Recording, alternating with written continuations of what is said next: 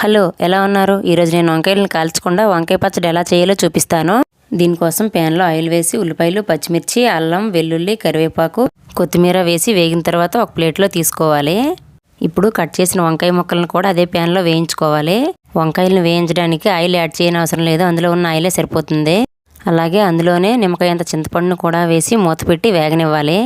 మధ్యలో 1-2 సార్లు మూత తీసి కలుపుతూ వంకాయ ముక్కలు కంప్లీట్గా మగ్గిన తర్వాత చూడండి, వంకాయ ముక్కలు ఇలా కంప్లీట్గా మగ్గిన తర్వాత స్టవ్ ఆఫ్ చేసి పక్కన పెట్టి చల్లారనివ్వాలి.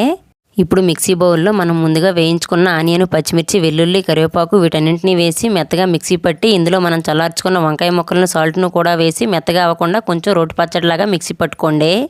ఇప్పుడు పోపు కోసం ప్యాన్లో ఆయిల్ వేసి ఆయిల్ హీట్ అయ్యాక శనగపప్పు, ఆవాలు, మినపప్పు, ఎండుమిర్చి, కరివేపాకు రెబ్బ వేసి పోపు వేగాక మనం ముందుగా మిక్సీ పట్టిన పచ్చడిలో ఈ పోపు వేసుకుంటే టేస్టీ వంకాయ పచ్చడి రెడీ అయినట్లే.